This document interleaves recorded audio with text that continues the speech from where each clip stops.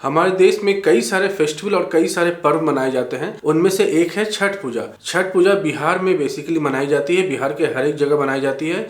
East part of the Uttar Pradesh, कुछ part of the Madhya Pradesh और बंगाल में मनाई जाती है। और ये छठ पूजा बिहार वालों के लिए एक इमोशन है, पर्व से भरा एक इमोशन है। उन लोग के लिए पर्व नहीं, ये महापर्व है। उन लोग को अपने जगह से, अपने रूट से, अपने कल्चर और अपने फैमिली से एक कनेक्शन बनाती है। छठ पूजा बेसिकली अपने बच्चों के लंबे आयु के लिए, बच्चों को बीमारी से दूर करने के लिए और उनको सफलता मिले और किसी तरह का प्रॉब्लम नहीं हो लाइफ में, इसके रिगार्डिंग छठ पूजा मनाई जाती है। छठ पूजा औरत और मर्द दोनों मनाते हैं। दोनों अपने बच्चों के शुभकामनाएं और बच्चों के अच्छी उन्नति के लिए छठी मैया से प्रार्थना करते हैं, उनकी पूजा करते हैं और सूर्य भगवान को अर्घ प्रदान करते हैं। पूरे साल में 2 बार छठ पूजा मनाई जाती है। एक कार्तिक मंथ में मनाई जाती है और एक चैत मंथ में। तो कार्तिक मंथ के फर्स्ट पूर्णिमा, कार्तिक मंथ के शुक्ल पक्ष के चौथी दिन, मतलब कि कार्तिक मंथ के फर्स्ट पूर्णिमा के 4th डे से 7th डे तक छठ मनाई जाती है।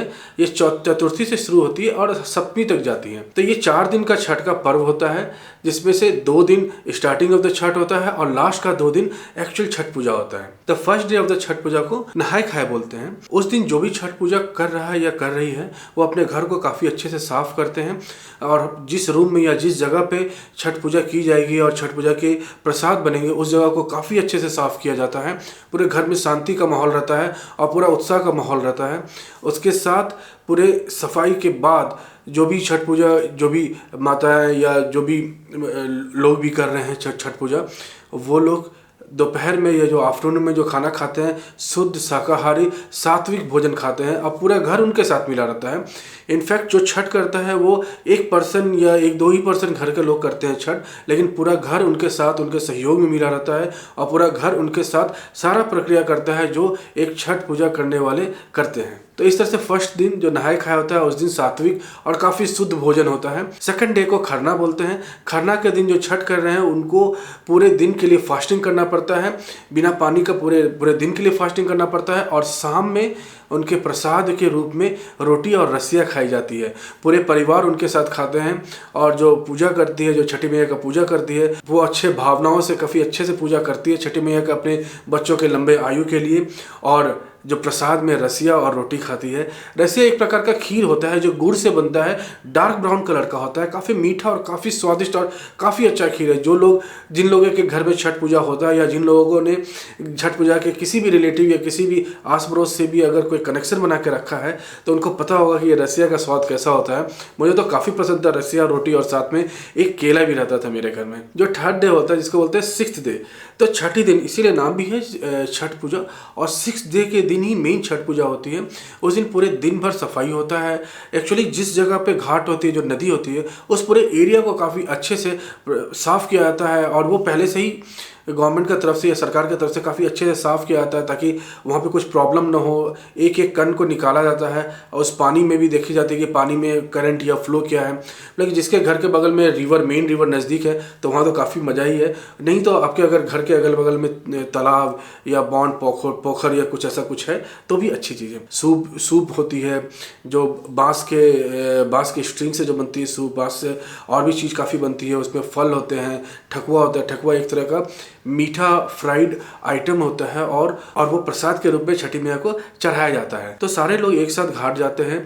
किसी एक जगह पे 5 ईख को लगाया जाता है। 5 जो नई वाली ईख होती है, गन्ने होती है, उसे लगाया जाता है। वहाँ पे सारे सूप रखे जाते हैं, काफ़ी सारे दिए जलाए जाते हैं और सूर्य भगवान का हम लोग अंदर ढलने का वेट करते हैं। जो 6th डे होता है उस दिन शाम का अर्घ होता है। मीन्स शाम को सूर्य अस्त के पहले हम लोग वहाँ जाते हैं, जो भी नदी या पोखर या तालाब में। और वहाँ पे 5 ईख इसलिए ले लिया जाता है कि 5 ईख जो संबोध करती है या 5 ईख जो दर्शाती है, वो 5 तत्व को दर्शाती है। जहाँ धरती, आकाश, आयु, जल, अग्नि, इस 5 चीज़ को ये ईख दर्शाती है। तो काफ़ी सिग्निफिकेंस है नेचर से ये छठी मैया की पूजा को।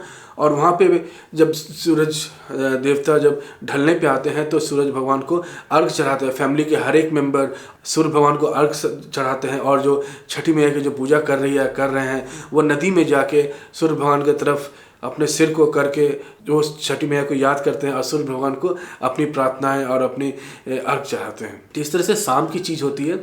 शाम के ये चीज़ संपन्न होने के बाद सारे लोग घर आ जाते हैं और सुबह सूर्योदय के पहले जो सप्तमी दिन है, जो लास्ट दिन जहाँ पे छठ पूजा की समाप्ति होती है, तो सुबह सूर्योदय के पहले सारे परिवार छठ जो कर रहे हैं उनके साथ जाते हैं, सेम प्लेस पे जाते हैं जहाँ पे शाम को पूजा की गई थी। वहाँ पे फिर से गन्ने लगाते हैं, फिर से डाला रखते हैं, फल रखते हैं, प्रसाद रखते हैं, दिया जलाते हैं। काफ़ी अच्छा उत्सव का माहौल होता है। वो सुबह का समय काफ़ी ठंडा और वो एक स्टार्टिंग ऑफ द विंटर होता है। काफ़ी अच्छा फील होगा आपको, ज़्यादा ठंड भी नहीं लगेगी, गर्म भी नहीं, और पूरे सारे लोग आस पड़ोस, इनफैक्ट पूरा शहर वहाँ रहता है, कोई भी घर पे नहीं रहता जब सुबह या सूर्योदय का समय हो या सूर्यास्त का समय हो। तो उस समय सूर्य के स्टार्ट होने के पहले, सूर्योदय के स्टार्ट होने के पहले सारे लोग वहाँ इकट्ठा हो जाते हैं। जो भी छठ पूजा कर रहे हैं वो लोग नदी में जाते हैं, थोड़े दूर तक नदी में जाते हैं। पूरे परिवार लोग वहाँ रहते हैं और काफ़ी फ़ोटो वोटो सब लेते हैं। काफ़ी पूरे परिवार के लोग वहाँ रहते हैं और सूर्य की तरफ अपने सिर को करके छठी मैया का पूजा करते हैं और सूर्य उदय होने पे सूर्य भगवान को अर्घ देते हैं। तो पूरे प्रक्रिया में आप देखेंगे कि छठी मैया का काफ़ी अच्छे से, सिंपल वे से, काफ़ी श्रद्धा से पूजा की जाती है और साथ में सूर्य भगवान को उनके इम्पोर्टेंस रखते हुए उनको भी अर्घ चढ़ाई जाती है। काफ़ी अच्छी और काफ़ी पुरानी फेस्टिवल है हमारे हिंदू धर्म में, और ये फेस्टिवल एक ऐसा फेस्टिवल है जिसमें पॉल्यूशन जीरो है, क्योंकि इसमें ना यज्ञ होता है, ना कुछ मूर्ति बनती है, ना मालाएं होते हैं, ना फूल का प्रयोग होता है। इसमें एक सीधा साधा सिंपल पूजा होती है। नो कोई खास या कोई कठिन मंत्र नहीं होता है, सीधा साधा पूजा होती है। इसमें इसको पूजा करते हैं, वो एकदम शांति और शुद्ध मन से छठी मैया को याद करते हैं अपने बच्चों के लंबी आयु के लिए। तो ये तो हुआ छोटे रूप में बताना कि छठ पूजा कैसे होती है। हम लोग इस वीडियो के आगे में देखते हैं कि छठ की हिस्ट्री क्या है। तो छठ की हिस्ट्री में जाने के पहले अगर आपने मेरे चैनल को सब्सक्राइब नहीं किया है तो प्लीज़ चैनल को सब्सक्राइब करें, और वीडियो पसंद आए तो वीडियो को लाइक करें। तो आगे बढ़ते हैं हम लोग हिस्ट्री देखने के लिए। हमारे पुराणों में छठी मैया या षष्ठी देवी एक्चुअली संस्कृत में षष्ठी देवी बोला जाता है, का काफ़ी अच्छे से डिस्क्राइब किया गया है, काफ़ी अच्छे से उनके बारे में वहाँ वर्णन की गई है। तो ब्रह्मवैवर्त पुराण और श्रीमद देवी भगवत पुराणों में हमारे छठी मैया या षष्ठी देवी के काफ़ी अच्छे से वर्णन किए गए हैं। उस पुराण में ये भी लिखा गया है कि जो प्राकृतिक देवी, मूल प्राकृतिक देवी के छठे अंग से जो उत्पन्न हुई है उसे ही षष्ठी देवी बोलते हैं। तो अब ये मूल प्राकृतिक होता क्या है, उसके अंग से निकलने का मतलब क्या होता है, और षष्ठी देवी का नाम तो आपको समझ में आ गया क्योंकि सिक्स्थ अंग या छठे अंग से निकली है मूल प्राकृतिक के, तो इसलिए षष्ठी देवी बोलते हैं। लेकिन हमें समझना है कि ये मूल प्राकृतिक होती क्या है, वो हम लोग वीडियो के आगे जैसे जैसे वीडियो बढ़ेंगे तो ये चीज़ क्लियर हो जाएगी। फिर पुराणों में ये भी लिखा गया है, पुराणों में छठी मैया का या षष्ठी देवी का काफ़ी अलग अलग नामों से भी वर्णन की गई है, जैसे माया, विष्णु माया, शारदा या पारा देवी। तो इस तरह के नामों से छठी मैया या षष्ठी देवी को संबोधित किया गया है हमारे पुराणों में। षष्ठी देवी को एक और नाम से बोला जाता है बलदा देवी। बलदा देवी वो देवी जो बच्चों का उत्थान करे, बच्चों को लंबी आयु दे, बच्चों को बीमारी और किसी भी परेशानी से दूर रखे। तो आप देख सकते हैं षष्ठी मैया का या छठी मैया का हमारे पुराणों में कितने सारे अच्छे से डिस्क्राइब किया गया है, और भी काफ़ी डिटेल में अगर आप पुराण देखेंगे तो संस्कृत में काफ़ी अच्छे से डिस्क्राइब किया गया है। और सारी चीज़ को मैं इस वीडियो में नहीं ला सकता हूँ, लेकिन जो इंपॉर्टेंट चीज़ है, जो मुझे लगता है कि इस वीडियो में लाना चाहिए, मैं उस चीज़ को यहाँ पर इस वीडियो में लाने की कोशिश कर रहा हूँ। हमारे पुराणों में ये लिखा गया है कि जब भी शुभ काम करें या पूजा की स्टार्टिंग करें या नए काम करें या आपकी लाइफ में कुछ नई चीज़ हो रही है तो उसके लिए आप पूजा कर रहे हैं, तो सबसे पहले भगवान गणपति का पूजा करें और साथ में 16 मातृकाओं का भी पूजा करें। 16 मातृकाओं में एक मातृका है देवसेना। ये जो देवसेना है, आप आगे की कहानी सुनेंगे, हमने हमारे पुराणों में जो लिखा हुआ है, ये जो देवसेना है, ये देवसेना ही एक्चुअली षष्ठी देवी है और वही छठी मैया है। तो हम लोग इस आगे की कहानी में देखेंगे कि कैसे ये प्रूफ होता है पुराणों से कि षष्ठी देवी ही देवसेना है या देवसेना ही षष्ठी देवी है, और ये मातृकाओं में ही आती है षष्ठी देवी, देवसेना का नाम। और जब भी गणपति पूजा होती है तो इसके साथ ये 16 मातृकाओं का भी पूजा की जाती है। अब अगर हमें समझना है कि देवसेना और षष्ठी देवी क्या है या दोनों एक है या नहीं, इस चीज़ को समझने के लिए हमें एक कहानी और एक कथा समझनी पड़ेगी जो राजा प्रियव्रत के रिगार्डिंग है। तो राजा प्रियव्रत के रिगार्डिंग जो कथा है उसके काफ़ी अच्छे से डिस्क्रिप्शन हमारे दोनों पुराणों में लिखा गया है और उसको समझने के लिए आपको पूरे उस कहानी को समझना पड़ेगा, लेकिन वो काफ़ी बड़ी कहानी है तो मैं इसे छोटे रूप में बताता हूँ। एक्चुअली हुआ क्या था कि राजा प्रियव्रत जो हैं उनके जो एक बेटे हुए थे वो मरे हुए पैदा हुए थे और वो मृत पैदा हुए थे, तो वो काफ़ी उदास थे, काफ़ी रो रहे थे। और उस समय षष्ठी देवी प्रकट हुई और षष्ठी देवी से वो बात की, अपने दुख को जाहिर किए, तो वहाँ से उनको काफ़ी ज्ञान पता चला, वहाँ से उनको काफ़ी ज्ञान मिला षष्ठी देवी से, और तब से वो षष्ठी देवी का काफ़ी अच्छे से पूजा करने लगे और षष्ठी देवी उनके बेटे में नई जान दी, नई लाइफ दिया, उनके बेटे फिर से जन्म हो गए और तब से राजा प्रियव्रत षष्ठी देवी की पूजा करने लगे। तो तब से शुरू होती है छठी मैया की पूजा की। तो ये पुराणों के हिसाब से आप देखेंगे तो यहाँ से छठी मैया की जो पूजा शुरू होती है, यहाँ से पहले भी षष्ठी देवी या छठी मैया पहले से भी एग्जिस्ट कर रही है, लेकिन पूजा या जब वहाँ से उनकी जो इम्पोर्टेंस शुरू होती है तो इस जगह से शुरू होती है। तो यहाँ षष्ठी देवी वार्तालाप जब करती है राजा प्रियव्रत से, तो वहाँ पे वो खुद बताती है, और ये पुराणों में लिखा हुआ है संस्कृत में, कि मैं ही देवसेना हूँ। तो यहाँ प्रूव होता है कि जो षष्ठी देवी है वही देवसेना है। इनफैक्ट षष्ठी देवी भगवान कार्तिकेय की पत्नी है। तो ये सब सारी चीज़ इस कहानी में प्रूफ होता है। इस कहानी को आपको डिटेल में पढ़ना पड़ेगा तो आपको सारा चीज़ क्लियर होगा कि कौन किससे क्या रिलेशन है, कब किस टाइम फ्रेम में कौन सा आया। तो इस पूरे कहानी या पूरे कथे में काफ़ी अच्छे से लिखे हुए हैं। तो आगे बढ़ते हैं। तो पुराणों में ये भी लिखा गया है कब कब षष्ठी देवी की पूजा करनी चाहिए, कब कब उनकी अर्चना करनी चाहिए। जब बच्चा जन्म लेता है, बच्चा जन्म के छठे दिन, बच्चा जन्म के 21वें दिन, या बच्चा के लिए कुछ भी एक यज्ञ हो रहा है या उसके लिए कुछ भी एक इम्पॉर्टेंट चीज़ किया जा रहा है, तब छठी मैया का या षष्ठी देवी का पूजा किया जाता है।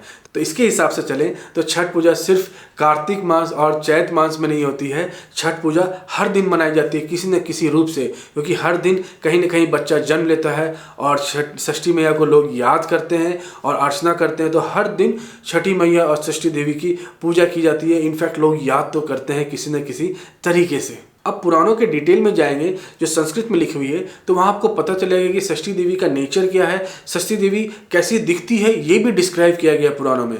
तो मैं तो बोलूँगा कि अगर आपको किसी भी चीज़ के बारे में, अपने सनातन धर्म के किसी भी चीज़ के बारे में जानना है, तो आप डायरेक्ट पुराण में जाएँ।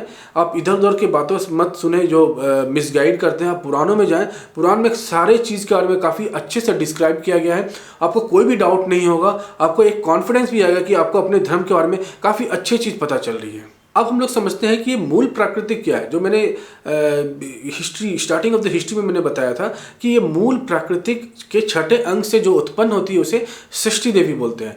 ये मूल प्राकृतिक होती क्या है? जब संसार बन रहा था तो उस समय एक भाग मूल प्राकृतिक देवी का था। तो 5 मूल प्राकृतिक देवी हैं, माता दुर्गा, सरस्वती, लक्ष्मी, सावित्री एंड राधा। तो ये 5 देवी से बना है मूल प्राकृतिक। तो मूल प्राकृतिक इन देवी के छठे अंग से जो उत्पन्न हुआ है उसे षष्ठी देवी बोलते हैं और उसे ही हम लोग छठी मैया बोलते हैं। तो ये काफ़ी रूट से बना हुआ चीज़ है।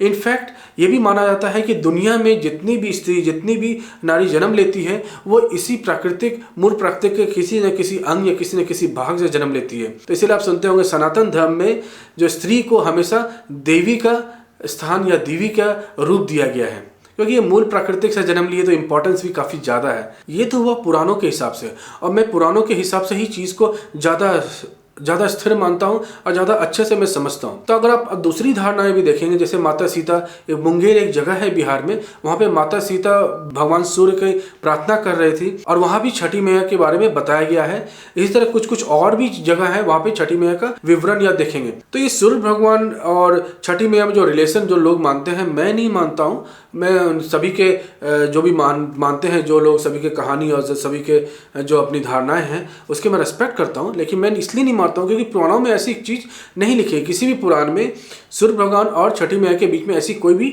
रिलेशन के बारे में कभी नहीं लिखा गया है। तो हमारे धर्म में जनरली हम लोग सूर्य भगवान को हमेशा आगे रखते हैं। वो एक जीवन देते हैं, वो लाइफ देते हैं, पॉजिटिव एनर्जी देते हैं, और हर पूजा में सूर्य भगवान की पूजा होती है। और छठी मैया में खासकर सूर्य भगवान को हम लोग अर्घ देते हैं, तो इसलिए भी लोग ने इस तरह के कनेक्शन बनाए होंगे। तो ये था छठी मैया के रिगार्डिंग जो भी हिस्ट्री जानने का, और किस तरह से लोग बनाते हैं, क्यों बनाते हैं, इसके बारे में काफ़ी डिटेल मैंने आपको जानकारी दी। अगर आपको कुछ और भी तथ्य, कुछ और भी फैक्ट आपको पता है तो आप प्लीज़ कमेंट में पोस्ट करें, और फिर मैं मिलूंगा नई वीडियो के साथ, और नई वीडियो में आपका स्वागत करेंगे नई इंटरेस्टिंग फैक्ट और नई चीज़ों के साथ। तब तक के लिए अपना ख्याल रखें और be safe and be healthy.